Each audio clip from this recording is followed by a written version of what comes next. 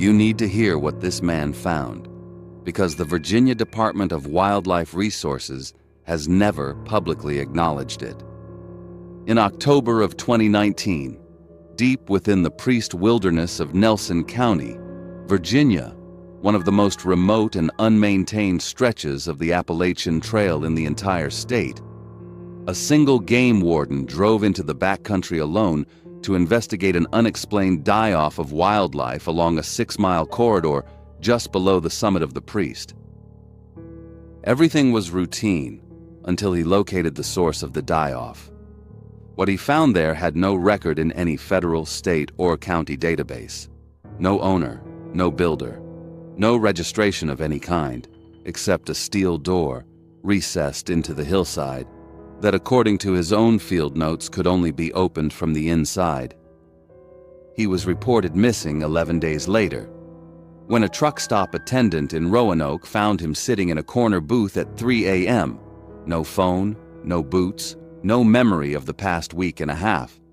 The responding officers noted one detail in the dispatch log before it was sealed under a state safety restriction. His hands were caked in fresh concrete dust. What you are about to hear is his account. His name is Dale Mercer, and this happened to him in the fall of 2019.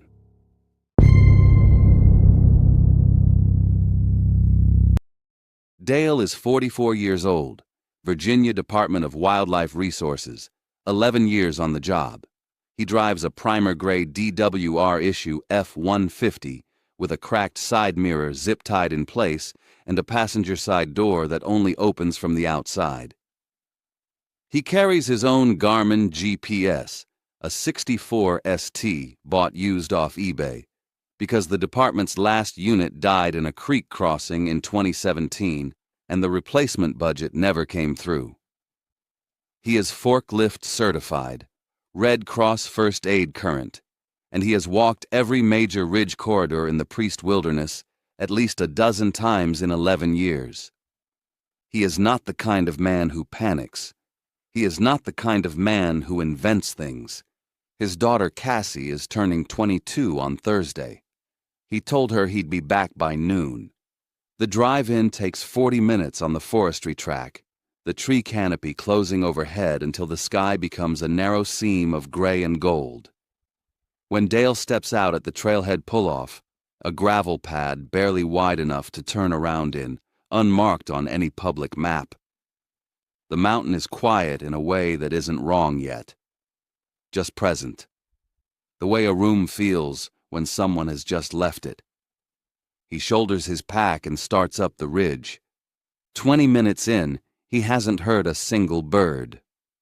The part of his brain that catalogs these things files it the way you file a sound you thought you heard in a house at night. Probably nothing. The cold front that moved through 3 days ago pushed the animals to lower elevation. There's a logical explanation.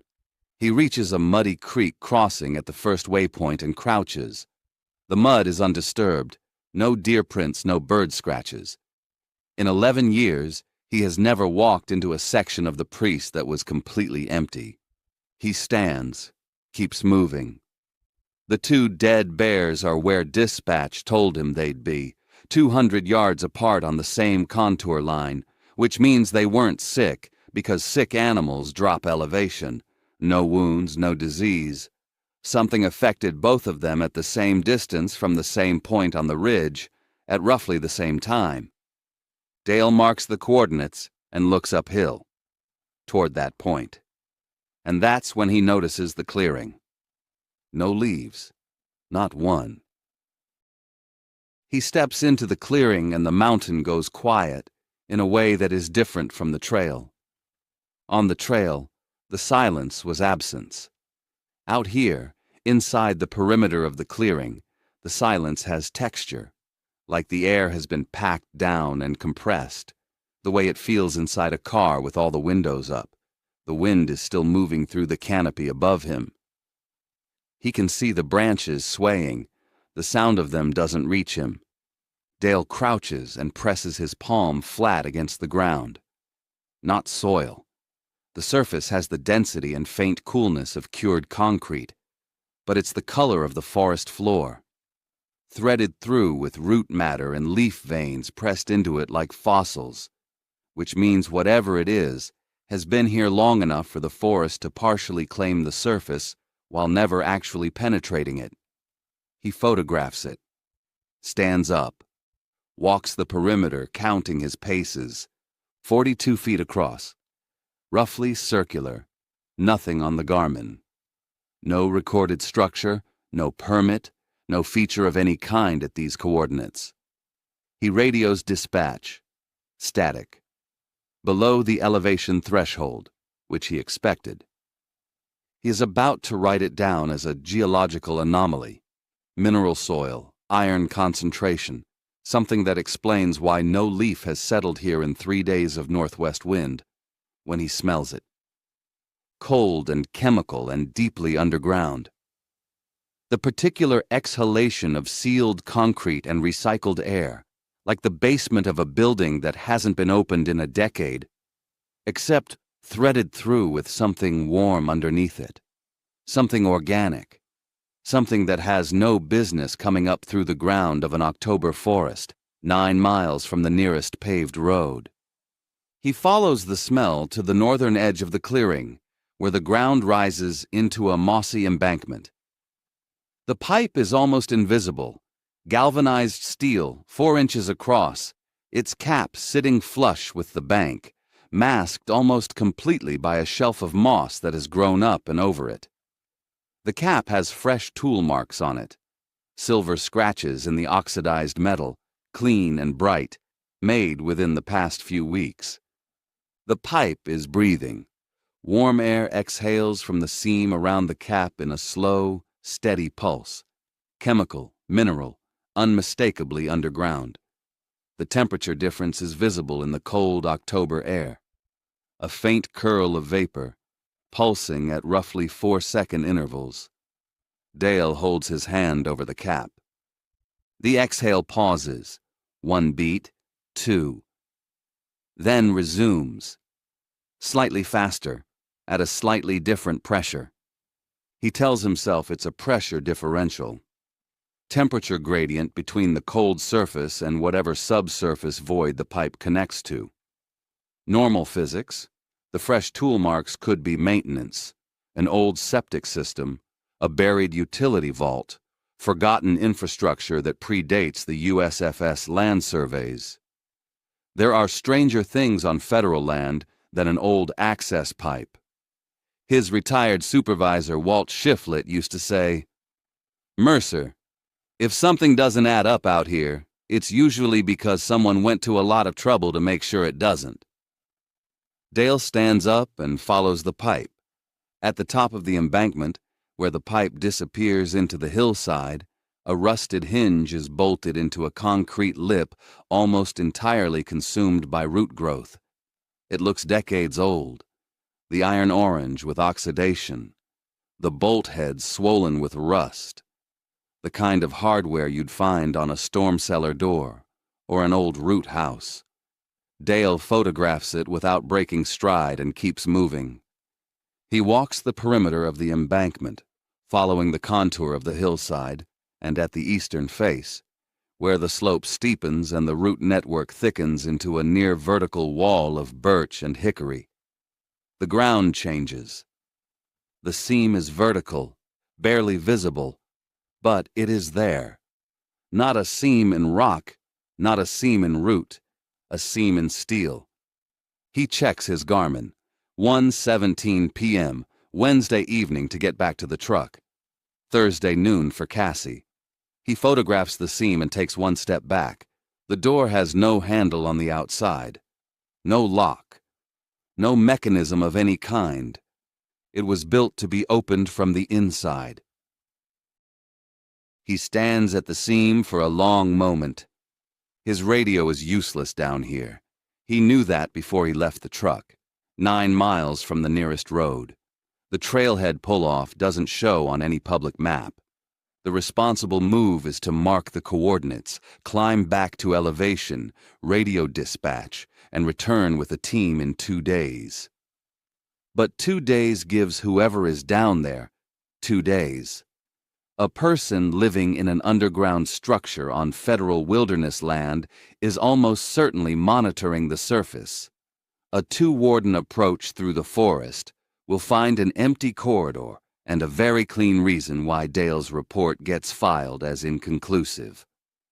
5 minutes, just the entry corridor. Just enough to establish what he's dealing with. Walt Shiflett's voice in the back of his skull does not agree. Dale goes in anyway. The door swings outward, counterweighted, engineered to open with minimal resistance, the kind of mechanism that takes serious planning to build somewhere with no road access, no machinery, no way to pour concrete except by hand and by pack. The air that exhales when it opens is cold, colder than the surface by 15 degrees. It carries the smell of the clearing amplified, concrete and mineral cold and recycled warmth, and beneath those, something Dale will later describe in his field notes as organic but wrong, warm like an animal, stale like it's been in a jar. The corridor beyond is concrete, ceiling at 6 feet. Dale clears it by 2 inches, width, shoulder wide. Fluorescent fixtures bolted into the ceiling at 30-foot intervals, the light flat and cold, shadows pointing the wrong direction because there are 2 sources slightly out of phase with each other. The floor is swept, recently, the kind of clean that doesn't happen by accident. The door swings shut behind him. His ears pop. The sound of the forest cuts off completely, replaced by the muffled pressure of underground air with nowhere to go, and Dale starts counting his steps the way you do in unmapped space, standard practice, muscle memory, and reaches 50 before the corridor bends left. He rounds it. Another 30-foot section, another fixture, same flat light. At step 93, the corridor ends in a room, 12 feet across, 15 deep, ceiling rising to 8 feet.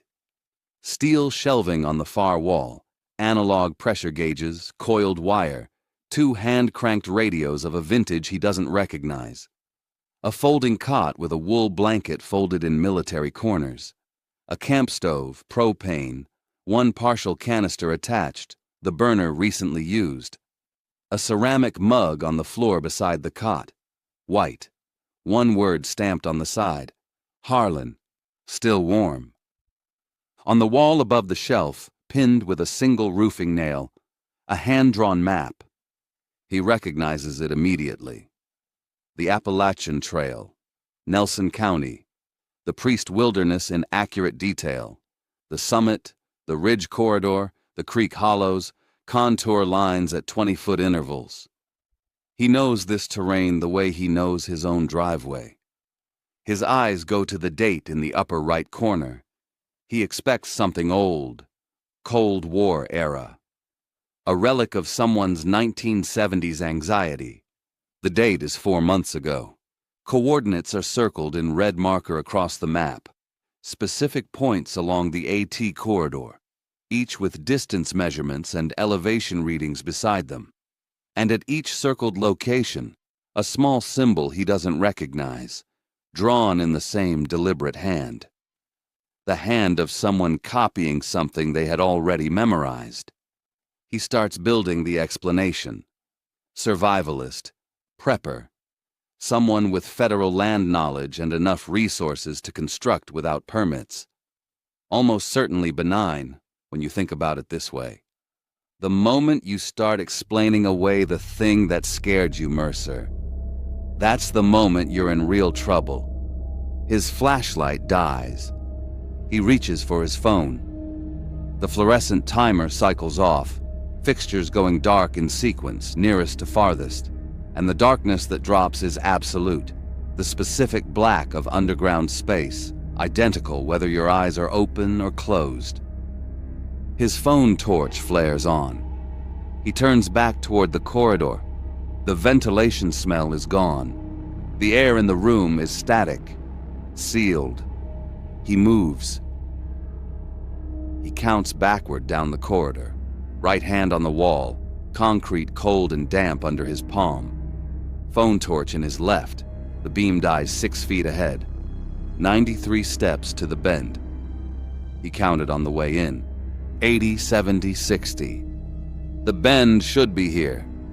He keeps counting. 50.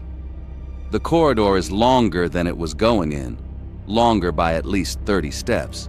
And the part of his brain that files things quietly files this one under not possible and keeps moving, because the alternative is standing in absolute underground dark, with sealed air and a phone battery he hasn't checked since morning. His palm hits steel. He pushes. October air, dead leaves, the mountain.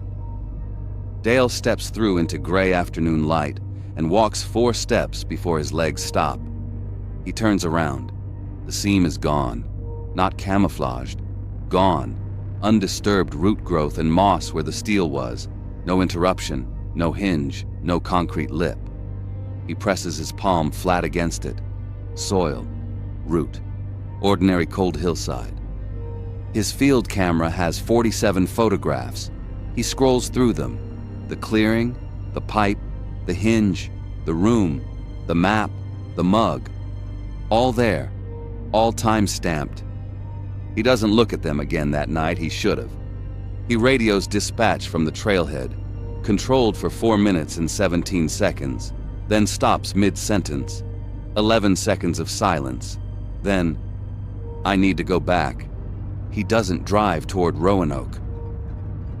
What pulled him back isn't something Dale can explain in any version of the account he later gives. The closest he gets, 3 weeks after Roanoke, in a diner in Lovingston, is this. There was something on the map I didn't photograph. I needed to know what it meant. He parks at the same pull-off. 8:41 p.m. He shoulders his pack and starts up the ridge.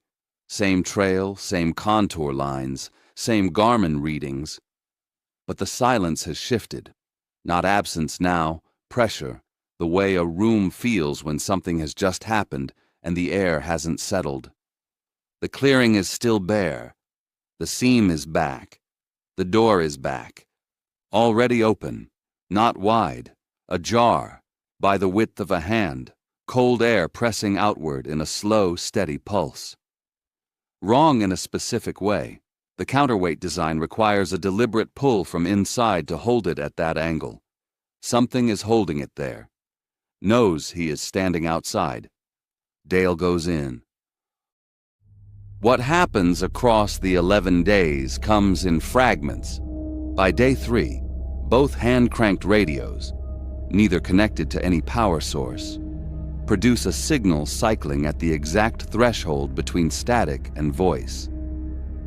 Dale begins to anticipate the intervals before they start. By day 4, the concrete walls are warm, not room warm, skin warm, the warmth of a surface something has been leaning against. By day 5, copper coats the back of his throat constantly. The taste of adrenaline produced so steadily, it becomes the new baseline. His hands stop shaking. That is the part that should have scared him most. On the morning of day 7, he presses his palm flat to the corridor wall to find his direction in the dark. The wall presses back. Not hard. Just enough. The slow shift of weight on the other side of 8 inches of concrete, aware of his hand, answering it. He doesn't move for a long time. By day 6, the map has changed. Topography identical. Circled coordinates the same, but the symbol beside each location revised slightly, in the same deliberate hand. And one new coordinate added in red marker that wasn't there on day 1. The new coordinate is the trailhead pull-off where his truck is parked. On day 9, Dale walks the corridor to leave, counts his steps, reaches the door, pushes through, into the corridor. Facing the wrong direction, back inside. He tries 11 times. The 12th time the door opens into gray pre-dawn, and he runs, gravel, hands catching root, the clearing cold and real. and he doesn't stop until he reaches his truck. Road to highway, highway to a truck stop outside Roanoke, where he sits in a corner booth and orders coffee. He doesn't drink until a man named Marcus notices the person in the booth has no shoes and has been there since 3 a.m. The deputy asks if there's anyone to call. Dale gives Cassie's number. Voicemail. Her birthday was 8 days ago. He forgot. Then he wasn't in a position to remember. He leaves a message. The contents are not in any public record. The officers take his camera, his field notes, his Garmin. They don't take his phone. He doesn't tell them it exists, because in the upper left corner of the photograph of the hinge, barely visible where the frame cuts off, is something he needs to look at alone before he decides what it means. A second hinge, on a second door, recessed deeper into the embankment behind the first one. He never opened that door. He still doesn't know what's behind it. 6 weeks after Roanoke, Dale drives back to the Priest Wilderness. Off the clock. His own truck now. A used Tacoma, gray, no agency markings. He parks at the same gravel pull-off and starts up the ridge alone. The birds are back. He notices it on the walk in and says nothing, even to himself. Chickadees and nuthatches and the distant hammer of a pileated woodpecker working a dead snag somewhere below the ridge. The corridor is alive again.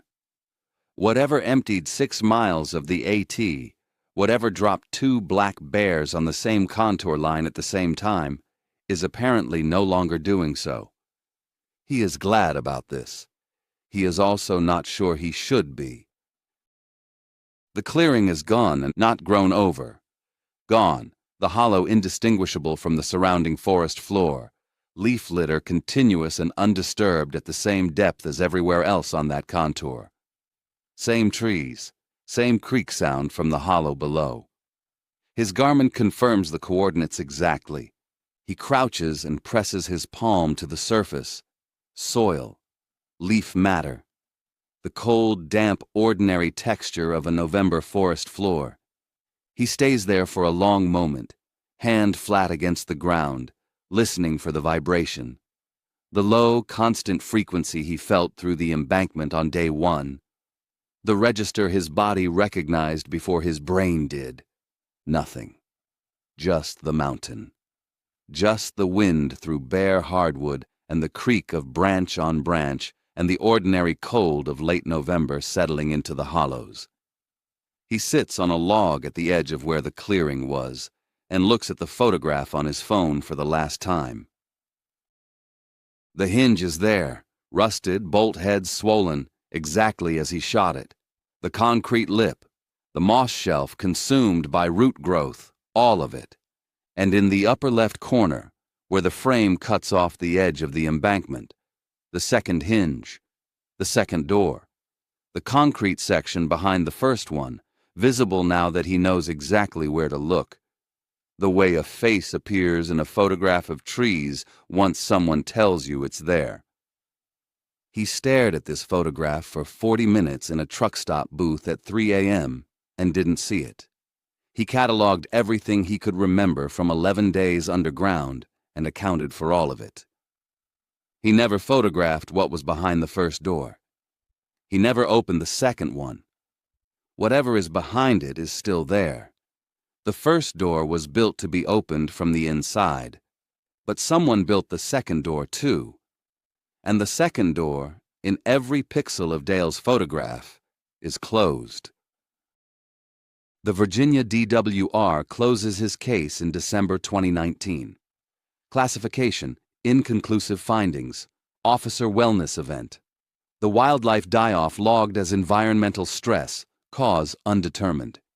2 journalists investigating land management anomalies in the George Washington National Forest submit records requests for the file. Both are denied under officer privacy protections. No map of the Priest Wilderness shows a 42-foot circle of packed ground below the AT ridgeline. No county registry logs a permitted structure at those coordinates. No federal database has ever recorded an owner, a builder, or a purpose. Nobody has claimed the bunker. Nobody has explained the 11 days. Dale Mercer is 44 years old. He still carries the Garmin 64ST. His pension is vesting. Cassie is in her 3rd year at Radford. He has not told her what is in the photograph. He is still the kind of man who doesn't panic. He is not sure anymore. What kind of man invents things?